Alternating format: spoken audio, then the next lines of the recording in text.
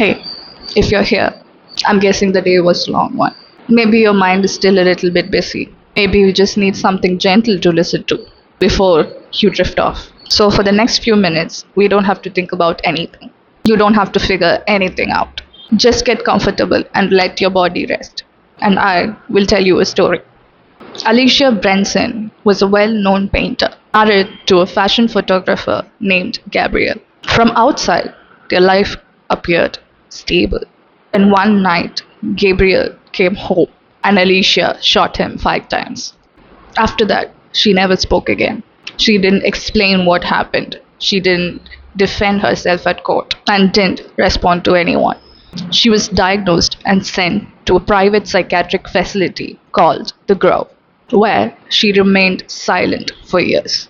Her silence became the most striking part of the case. Theo Faber, a psychotherapist, became deeply interested in Alicia.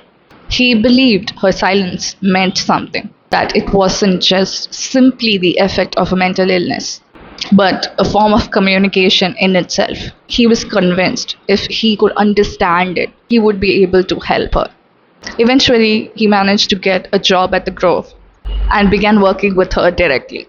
Alicia didn't speak, but she observed him closely. Theo approached her patiently, without forcing an interaction, trying to build some level of trust. At the same time, he gained Alicia's diary, which began to fill in parts of her past. It revealed childhood shaped by trauma, particularly from her father, who had once openly expressed that he wished that she would have died instead of her mother. That sense of being unwanted stayed with her. The diary also described her marriage. Gabriel wasn't as stable or devoted as he seemed. There were signs of betrayal and distance. Alicia also wrote about a man that she thought was following her, someone who has been watching her and even possibly entered her home. As Theo continued working with her, Alicia began to respond in small ways, not through speech but through behavior. Theo becomes increasingly invested, both professionally and personally, in what really happened that night.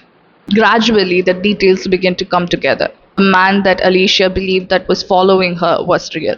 He had entered her home that night when the murder happened. He had tied both her and Gabriel up, and he forced Gabriel to make a decision, his own life or Alicia's. Gabriel chose himself. After the intruder left, Alicia managed to free herself.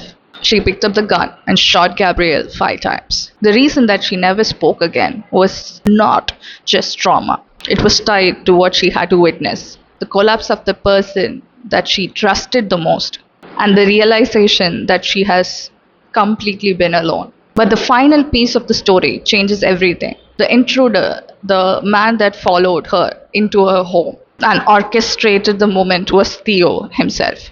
Before meeting Alicia as a patient, Theo had discovered that his wife was having an affair. The man she was involved with was Gabriel. Driven by jealousy and anger, Theo followed Gabriel, which eventually led him to discover Alicia. The night wasn't random, it was planned.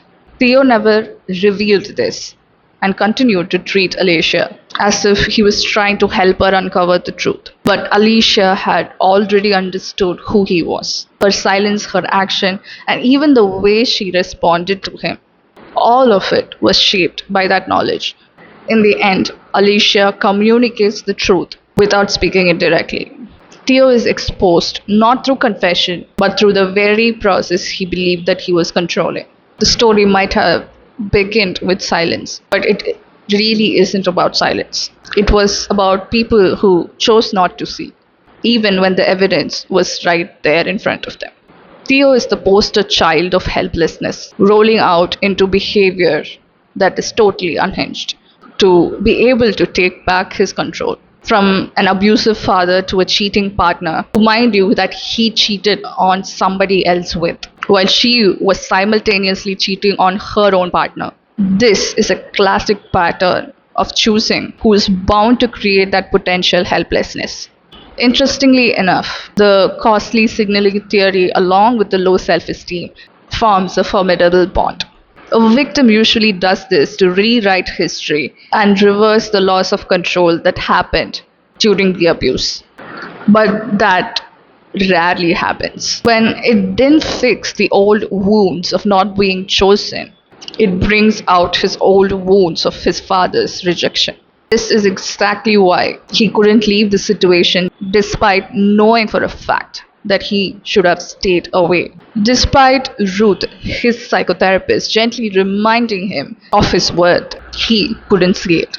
His brain simultaneously goes, maybe this is what I deserve. After all, I'm being used to being treated lesser than. Reflecting on Alice, on the other hand, giving her upbringing as well, there's a strong theme of abandonment. A mother who tried to kill her, the father who openly preferred her mother, almost to the point of resenting his daughter's survival. A suicide attempt that happens when Alice finds out that her dad had died was not out of grief. It's because there's no way for closure now. Her dad had died without ever giving back her self worth or even showing her that she is lovable. And when she finds out that Gabriel has also abandoned her by cheating on her, her reaction makes sense. Both Alicia and Theo push their ideal versions of a partner onto their spouses. They didn't see them as they are, but a overly romanticized version of them, almost putting them on a pedestal. Hence, the crash into reality could be especially destabilizing given the cognitive dissonance that happens. And it ends up validating their fear of not being worthy of love. Of course, the behavior that follows that is going to be highly erratic. And as the story slowly comes to an end, you don't have to hold on to any of it. Just let it fade, like a thought to be ruminated on later. Your day is done, and there is nothing left to attend to. And so just rest and breathe. Let yourself drift into sleep. I'll be right here until you're gone. I'll meet you again with another interesting story and more interesting takes. Until then, rest easy. Good night.